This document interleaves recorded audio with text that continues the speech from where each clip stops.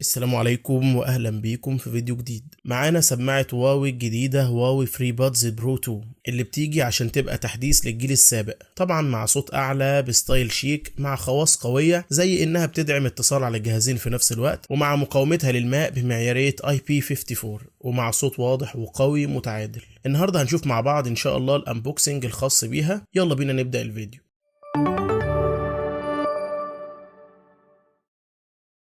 شكل العلبة جميل وبتتفتح بالسحب بالطريقة المعتادة. أول حاجة هنشوفها بعد فتح العلبة هي السماعة بالعلبة بتاعتها. نشيل الاستيكر وهنشوف اسم البراند بتاعها هواوي ديفياليت، اللي بتيجي بشكل لامع زي الجيل السابق، ومع مقارنتها بالجيل السابق هتلاقيها أنحف شوية وأصغر حاجة بسيطة جدا، والفرق بينهم شبه ملحوظ. وهتعرف الجديدة بكل سهولة لما تلاقي كلمة ديفياليت تحت كلمة هواوي. في الإصدار الجديد هتلاقي السماعات زي بعضها، ولكن هتلاقي قطع السيليكون الخاص بيها أنحف شوية، ولكن اجمالا هتلاقيهم شكل بعض بنفس التصميم اللامع اللي هتلاقيه جميل وجذاب. العلبتين شبه بعض جدا من الخارج، بيجوا بنفس منفذ الشحن التايب سي واللون، وزي ما قلت لك اكتر ما يميز التصميمين عن بعض هي كلمه ديفياليت اللي مكتوبه عليها من بره. نسيب السماعه في علبتها ونرجع للعلبه الاصليه الخاصه بيها ونشوف باقي المحتويات. اول حاجه هتقابلك في المكان تحت السماعه العلبه الصغيره اللي هتلاقي فيها الورق الخاص بالضمان، ومعاها هتلاقي الاير تيبس الصغيره اللي وقعت، اللي كان مكانها مكتوب عليه حرف الاس اللي هي كلمة سمول صغيرة، والكبيرة حرف ال لارج، واخيرا هتلاقي سلك الشحن التايب سي. دي كل محتويات العلبة الخاصة بهواوي فري بادز برو 2. لونها اللي معانا في الفيديو ده الفضي، وفي لونين منها زي اللون الابيض واللون التاني الازرق الفضي. على الرغم من ان العلبة لونها مط، الا انك هتلاقي السماعة نفسها بلون لامع بنفس الشكل السابق باسم هواوي مكتوب عليها على الشكل المستطيل ده. وزن العلبة حوالي 63 جرام،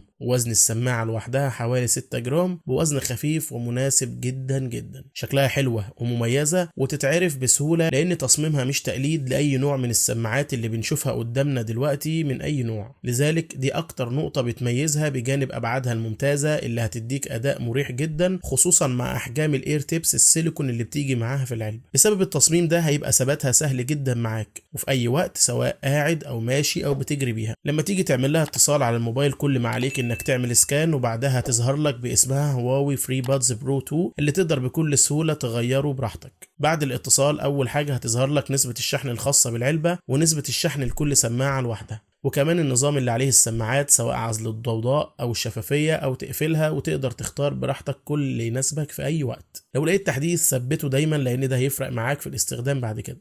بعد التحديث هتلاقي مكتوب انك تقفلها وتسيبها دقيقة تقريبا قبل الاستخدام، وده عشان التحديث يشتغل بشكل صحيح معاك. من خلال الإيماءات الخاصة بيها هتقدر تتحكم من الإعدادات سواء في الرد على المكالمات بالضغطة الواحدة أو رفضها بالضغطتين، وكمان تقدر تتحكم في إعدادات الضغط المطول عشان تتحكم في العزل وغيره. كمان تقدر تسحب لفوق ولتحت عشان تتحكم في مستوى الصوت بكل سهولة. دي كانت كل حاجة عن سماعة هواوي الجديدة ونظرة أولية عنها. لو عجبك الفيديو ده ما تنساش تعمل لايك وتشترك في القناة، وشكرا 34,000 مشترك. مع السلامة.